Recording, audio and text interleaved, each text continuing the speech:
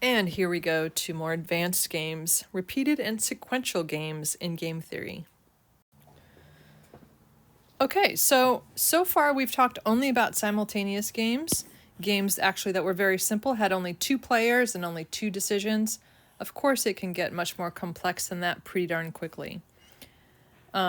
So what we've talked about so far is about the simultaneous games and the Cornell and Bertrand models. If you want to look more into that, those are simultaneous games.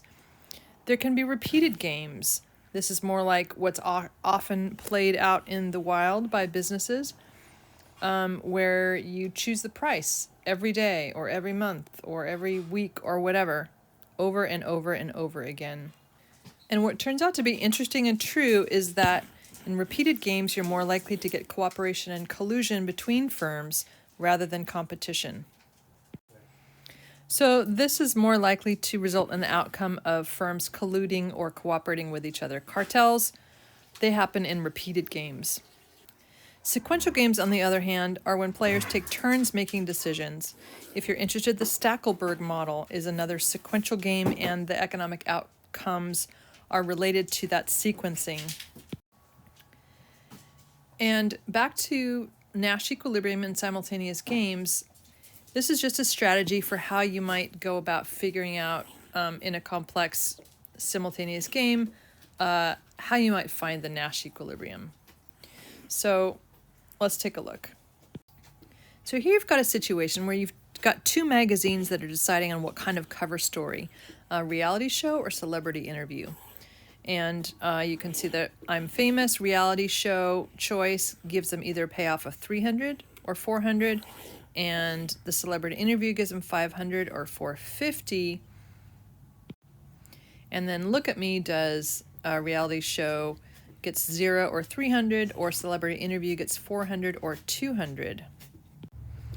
So this is not a symmetric game. I'm Famous has different payoffs than Look at Me does. And a dominant strategy is not immediately obvious. So we can start by ignoring the celebrity interview for Look at Me. Let's say Look at Me does a reality show. What is I'm Famous's best option? Okay. Do you see it? It looks like they've got $300 for a reality show or $500 for a celebrity interview. I think this looks better. What do you think? Step 2, what if we ignore Look at Me's reality show and consider that Look at Me's only going to do the celebrity interview? What is best for I'm Famous? I'm Famous gets either $400 or $450, depending on if it does a reality show or celebrity interview, if Look at Me does the celebrity interview. So, which is the better payoff? Celebrity interview. Now we turn our attention to Look at Me's choices. Assume for just a minute that I'm Famous is going to make the decision to do celebrity interview. So Look at Me has the choice of either doing the reality show, which will earn it $300, or celebrity interview also, which will give it $200. So choosing the best option given I'm Famous's choice looks like $300.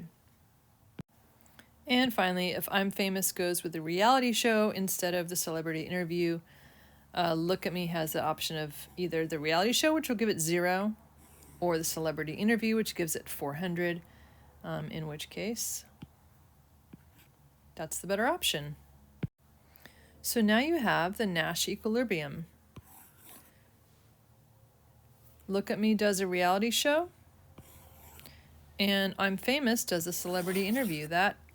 And there's no reason for either player to change their decision now. They've given their best option after the other player decided to choose what they're going to do.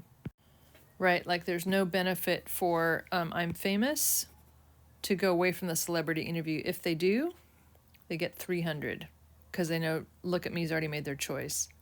And Look at Me has no reason to jump over to the celebrity interview given what I'm Famous has chosen, because that will earn it less money. Magic!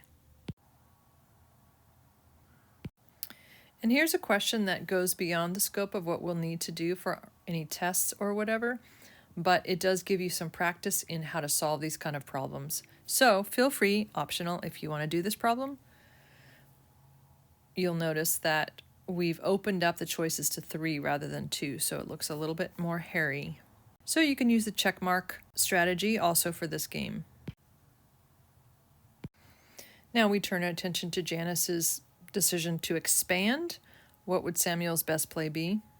It's to open. And if Janice is going to leave as is, Samuel's best play is also to open. Then we switch players. So if Samuel's open, Janice's best option is to leave as is. If Samuel's going to expand, Janice also wants to leave as is. And if Samuel's going to leave as is, Janice's best option is expand.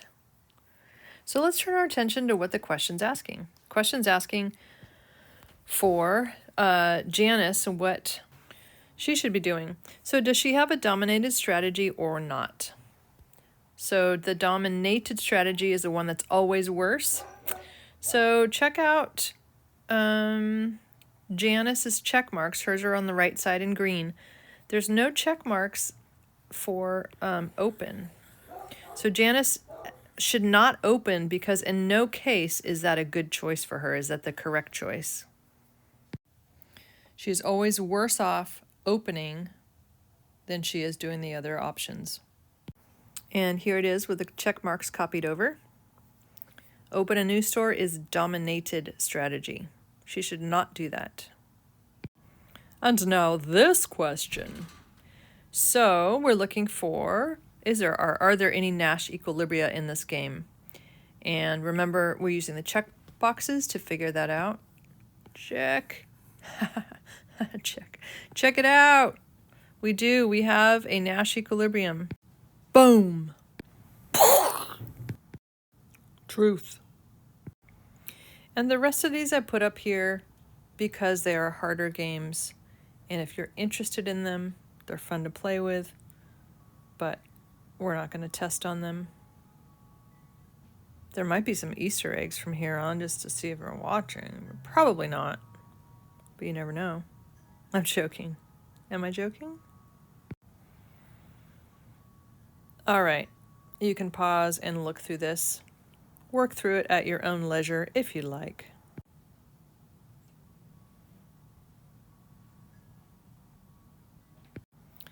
And the point is, there can be multiple equilibria sometimes. Sometimes you can't solve for what is the optimal strategy for your firm because you just don't know. And that's when it helps to get into repeated games and start colluding or start understanding the patterns of your competitors. They can start establishing reputations, and so can you. So a nice example of this is a mixed strategy, like if you're going to take a penalty kick in soccer, which is just you against the keeper or the goalie on the other side, and soccer goals are very wide, so the keeper's going to have to dive to her right or left or stay in the center. And pretty much it happens so fast that the keeper's just got to take a chance and go one direction. So for simplicity's sake, let's just assume that the keeper does not stay in place, but dives right or left, and the kicker kicks right or left, not at the goalie. And so if they both are aligned, the goal is saved. If the keeper jumps in a different direction than the kicker, obviously the goal happens. So what do? There is no single strategy that works, but there is a Nash equilibrium. And that is just to randomly change your strategy. Interestingly enough, the Freakonomics guys have figured out that there is actually a slightly better strategy than this, and it is for the keeper anyway, and it is to stand right in the middle, but this looks bad. The optics are bad. It looks like you're not trying. So even though that is maybe statistically a better solution, it doesn't happen because of pride and what your coach is going to think of you, etc. So here's a little more on the soccer game strategy. So the moral of the story is there's benefit to being unpredictable. Some other interesting offshoots of this. What if your opponent is an idiot? Don't say that out loud. So the Maxi Min Strategy. If your opponent is not rational, and they don't appear to be optimizing their own payoffs, then you just minimize your exposure to loss. The idea is to choose a strategy with the largest minimum payoff across all possible strategies for your opponent or opponents. Again, repeated interaction helps come up with more cooperative solutions. The tit for tat strategy, because this can get so complex so fast, the tit for tat strategy is useful to remember because all it means is, and this has been proven in repeated research over and over, that one of the optimal strategies you can choose is to just not pay too much attention to strategy, but just copy what your competitors do. So if they raise their price, you raise your price. If they lower their price, you lower your price. And it does pretty well as a strategy.